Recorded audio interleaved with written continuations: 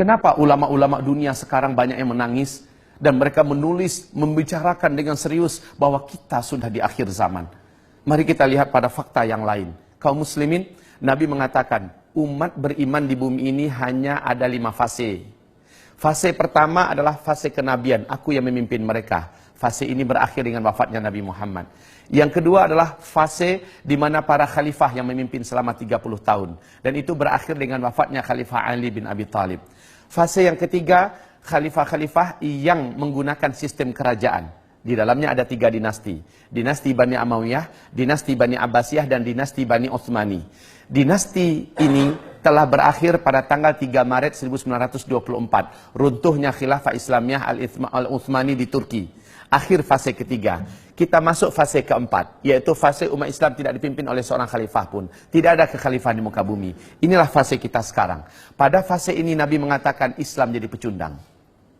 Kaum muslimin jadi bulan-bulanan. Mereka banyak tapi tidak berharga, tidak dinilai, dan betul-betul dalam keadaan ketertekanan dan luar biasa. Kondisi manusia yang hidup saat itu, hari demi harinya lebih buruk daripada hari sebelumnya. Dalam urusan ekonomi, dalam urusan politik, dalam urusan pendidikan, dalam urusan moral, dalam urusan keadaan alam. Apa saja keadaan makin ke depan itu makin jelek. Ini pada fase keempat. Fase ini pasti berakhir, kata Nabi.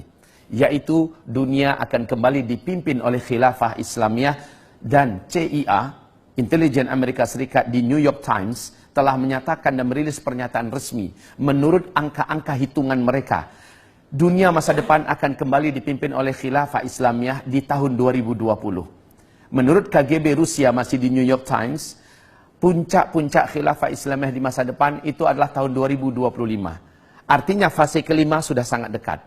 Dan kaum muslimin, kelima fase ini akan ditutup dengan ditutupnya fase khilafah Islamiyah memimpin dunia. Tapi kata Rasul, tidak lama. Fase kelima hanya berjalan maksimal 9 tahun saja. Bukan 900 tahun. Bukan 90 tahun, hanya 9 tahun saja. Fase ini dipaksa, ditutup oleh Allah dengan cara seluruh orang Islam dan orang yang beriman kepada Allah di muka bumi serentak meninggal dunia. Kenapa? Terjadinya tanda besar kiamat yang ketujuh. Pada tanda besar kiamat yang ketujuh, seluruh orang yang beriman di bumi serentak Allah wafatkan. Bertiupnya angin lembut dari negeri timur atau dari Yaman, angin ini segera membungkus bumi. Orang yang beriman, dimanapun dia berada, apakah dia ada di puncak gunung, di dalam gua, di lembah-lembah, di pulau, di mana saja, asal dia masih ada iman kepada Allah, walaupun imannya hanya seujung kuku, angin itu akan datang kepadanya. Ketika dia disentuh oleh angin itu, terhirup oleh dia angin tersebut, dia pun meninggal di sana. Serentak seluruh orang beriman di muka bumi meninggal dunia. Kaum muslimin, ini Allah ceritakan di dalam Al-Quran. Nabi sebutkan dalam hadis-hadis yang sahih. Nah, hamba-hamba Allah yang kami muliakan, Bapak Ibu tahu berapa lama sebenarnya 5 fase ini? Subhanallah. Di dalam hadis dari Abu Daud, sekalipun hadis ini didhaifkan, bahkan ada yang statusnya dhaif jiddan, tetapi status hadis ini telah dikuatkan menjadi hasan li ghairih, bahwa Nabi mengatakan 5 fase ini di sisi Allah hanya 1500 tahun paling lama. 1500 tahun itu hitungan hijriah, dan kita sekarang sudah 1437 hijriah. Hijriah itu dihitung sejak Nabi hijrah dari Mekah ke Madinah. Sementara menghitung umur umat Nabi atau umat Islam di bumi ini sejak Nabi diutus sebagai Nabi dan Rasul. Sampai wafat serentak umat Islam di dunia, barulah 1500. Kalau sekarang 1437, 13 tahun belum terhitung di Mekahnya Nabi, ditambahkan ke 1437. Berarti sekarang sudah 1450 kita orang Islam di bumi ini hidup. Maknanya di hadapan kita, wahai hamba-hamba Allah yang kami muliakan, di hadapan kita untuk orang Islam hanya tersisa paling lama 50 tahun lagi. Lalu kita semua akan Allah wafatkan serentak. Siap nggak siap kita, terima nggak terima kita, Allah telah menetapkan sebagai penguasa absolut di langit dan di bumi. Bapak mungkin tercengang mendengarkan ini. Bapak mungkin kaget mendengarkan ini. Tetapi sungguh demi Allah, risalah yang saya sampaikan ini telah sampai ke Arab Saudi, telah sampai ke Amerika. Insya Allah dengan izin Allah di New York, tak lama lagi saya akan diundang menyampaikan materi ini. Di Australia saya telah menyampaikan materi ini. Kita sudah sangat dekat dengan akhir zaman. Hamba-hamba Allah yang kami muliakan. Yang paling mengejutkan adalah Nabi menyebutkan ada 10 tanda besar kiamat. 10 tanda besar kiamat ini tidak akan terjadi kiamat sampai yang 10 ini muncul seluruhnya. Dan yang 10 ini harazatun manzumatun fi silk. Iyuqta'u silkun yatba'u ba'duha ba'dan. 10 tanda besar kiamat ini seperti butir-butir berjan. Yang di tengah-tengahnya ada ruangan kosong dapat dimasukkan tali atau benang. Jadi antara satu dengan yang lain itu terhubung gara-gara adanya tali yang menghubungkan. Di bagian bawahnya disimpul. Sehingga tertahan untuk keluar. Iyuqta'u silkun, ketika simpul bawah itu dipotong, diputus, meluncurlah butiran yang pertama. Apa yang terjadi dengan butiran kedua? Langsung menyusul dengan cepat. Butiran ketiga menyusul juga lebih cepat. Pap, pap, pap, pap, pap, pap, seluruhnya keluar. Artinya, kalau yang pertama sudah terjadi, yang kedua menyusul dengan cepat. Enggak pakai 1000 tahun jaraknya. Enggak pakai 100 tahun. Tidak pakai 10 tahun. Tidak. Sangat cepat sekali. 10 tanda besar kiamat ini yang pertama adalah terjadinya dukhan. Apa itu dukhan? Kabut debu yang teramat sangat tebal dan panas membungkus bumi selama 40 hari. Saking tebalnya, kata Rasulullah, tidak diketahui kapan malam, kapan siang. Kemudian kabut ini sangat panas. Saking panasnya, kata Rasulullah, orang-orang kafir di muka bumi dan orang-orang Islam yang suka buat dosa sebelum terjadinya dukhan itu sampai melepuh kulit-kulit mereka, menjadi jelek bentuk rupa mereka. Tapi orang beriman yang amal solehnya banyak, sebelum ini terjadi mereka beramal soleh yang banyak, Allah jadikan mereka selamat dan kebal, dan mereka hanya seperti terserang flu dan demam saja. Masya Allah. Setelah dukhan selesai, bumi kembali terang, matahari kembali nampak. Apa yang terjadi? Petaka besar. Pertama, seluruh teknologi di muka bumi sudah terhenti. Tidak ada listrik, tidak ada sinyal, internet, handphone sudah hilang seluruhnya. Ini yang dikatakan oleh Rasulullah, ketika Al-Mahdi nanti muncul, kalian semua akan kembali seperti zaman sekarang. Kalian akan perang dengan menggunakan pedang, dengan tombak, dengan panah, dan menunggang kuda kembali. Albert Einstein saat didesak oleh lebih 2000 wartawan seluruh dunia, beliau mengatakan tentang perang dunia ketiga. Dalam keyakinan dan analisa kami, perang dunia ketiga nanti adalah dengan senjata manual. Semua senjata modern canggih yang kalian buat hari ini tidak ada yang bisa dipakai. Persis dengan pernyataan Steve Jobs sebelum beliau meninggal dunia di hadapan ribuan karyawannya. Pernyataan Steve Jobs adalah, setelah saya nanti, tak lama kemudian kalian semua akan kembali ke zaman batu. Persis seperti yang digambarkan Nabi Muhammad SAW dulu. Jadi setelah dukhan, semua teknologi sudah musnah. Kita kembali ke zaman di mana kita dipaksa untuk hidup secara manual. Dan ini yang sangat menakutkan, Pak. Kenapa? Berikutnya, gara-gara dukhan, seluruh yang ada di muka bumi ini, tanam-tanaman, tumbuh-tumbuhan, pada banyak yang mati. Kelaparan merata di mana-mana. Gara-gara lapar, kata Rasul, banyak chaos dan keributan. Kekacauan demi kekacauan, memperebutkan makanan sampai membunuh tetangga pun terjadi. Dan ini akibat daripada sulitnya dan langkanya makanan. Iklim udara menjadi sangat panas. Setelah itu manusia mulai putus asa hidup. Sampai-sampai orang yang paling kuat imannya, kata Nabi, kalau lewat dekat kuburan dia berkata, alangkah enaknya orang yang dalam kuburan itu kalaulah saya bisa ditinggal di dalam seperti mereka. Ini orang beriman loh ngomong. Sementara orang yang tidak beriman, mereka akan putus asa hidup. Mereka hanya memilih salah satu di antara dua cara. Menjadi brutal untuk mempertahankan hidup, atau bunuh diri, mengakhiri hidup. Setelah itu, Masya Allah, waktu azan masuk, Bapak Ibu, silakan berbuka. Air sudah ada di hidangan Bapak-Bapak. Semoga Allah menerima amal ibadah puasa kita. Sambil Bapak berbuka, izinkan saya 5 menit lagi, boleh? Silakan Bapak berbuka. Semoga Allah terima amal ibadah puasanya. Saya lanjutkan sedikit, Bapak Ibu. Kemudian kata Nabi, setelah itu keluarlah Dajjal. Tidak seorang Nabi pun dan Rasul pun yang ada di muka bumi ini, terima kasih, melainkan memperingatkan umatnya masing-masing tentang Dajjal. Dajjal ini memiliki kemampuan yang menyebabkan seluruh dukun dan dunia sujud kepadanya. Dajjal ini mampu menurunkan hujan dari langit, menghidupkan semua orang yang ada di dalam kuburan, padahal seluruh mereka yang hidup itu adalah dari bangsa jin dan setan yang menjelma dari orang-orang yang dulu pernah hidup. Dajjal ini akan menyebabkan manusia-manusia menguap imannya dan mereka menjadi murtad kepada Allah. Bapak Ibu, Dajjal mengaku sebagai Tuhan dan banyak yang percaya. Banyak yang sujud menyembah Dajjal. Dan yang paling banyak menyembah Dajjal, kata Rasulullah, dari umatku nanti adalah kaum wanita.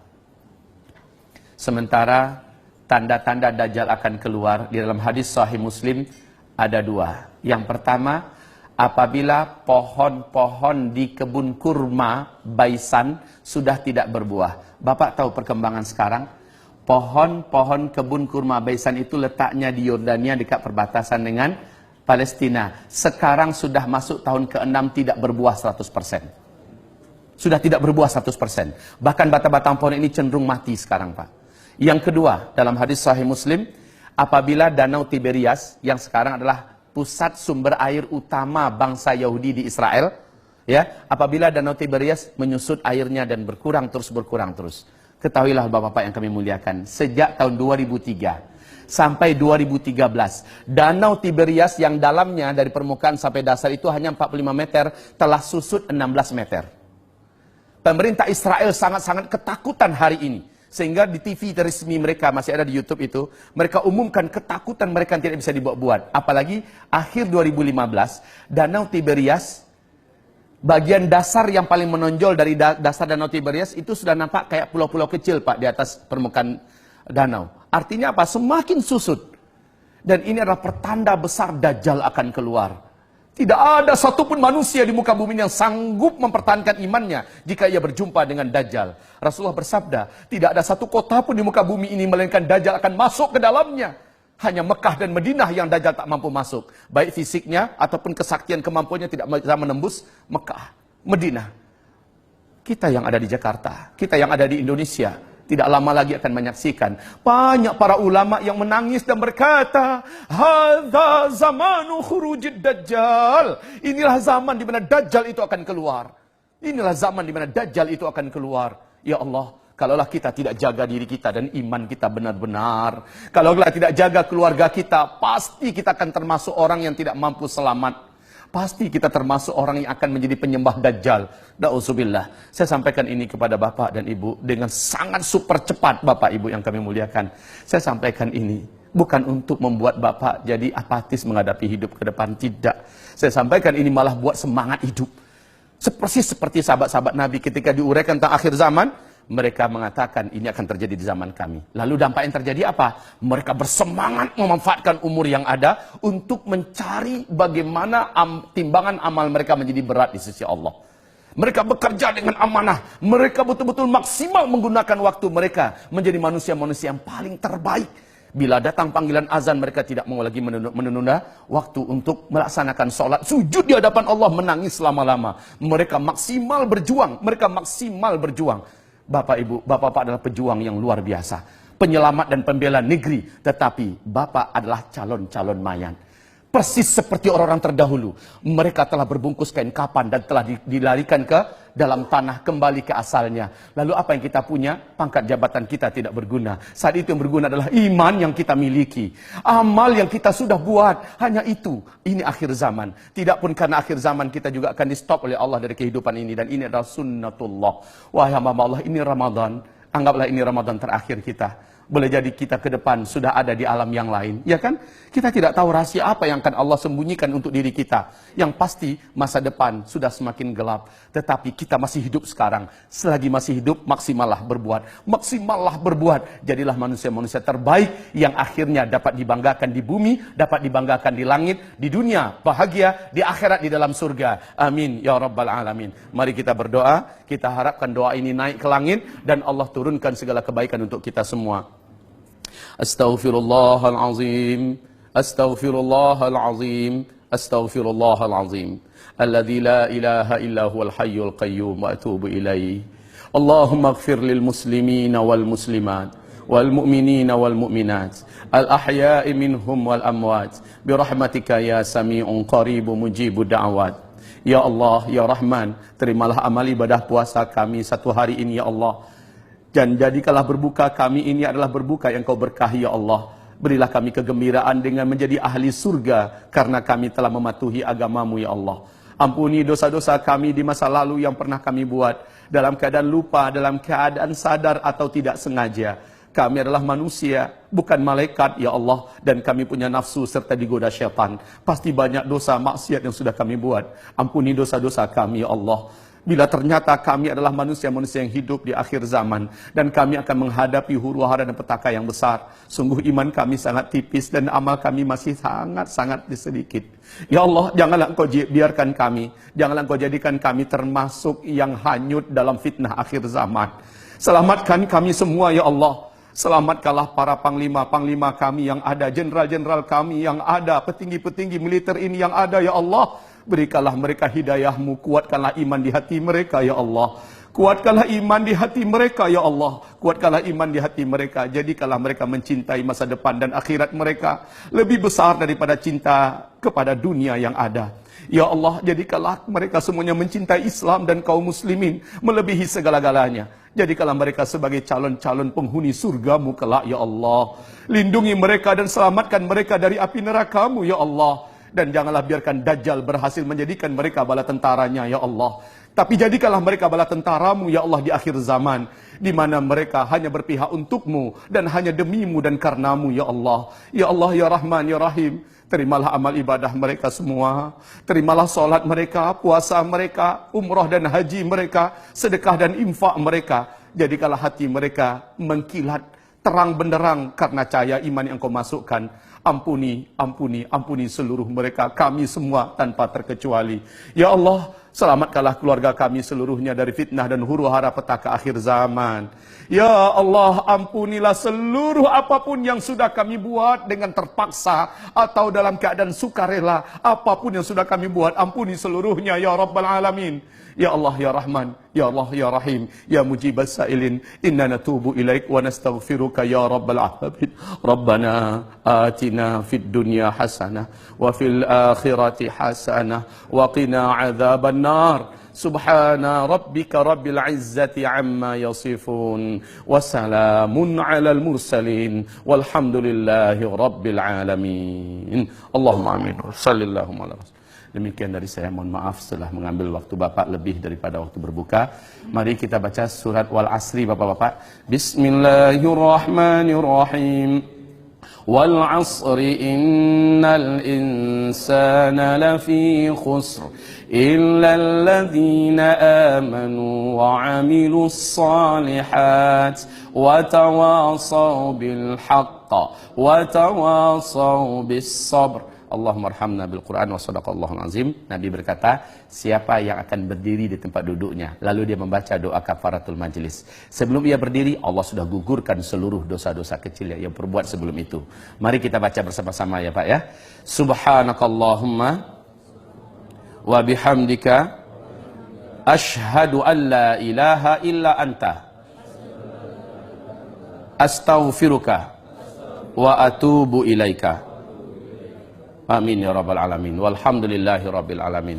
Wabillahi taufiq wal hidayah. Mohon maaf lahir batin. Wassalamualaikum warahmatullahi wabarakatuh.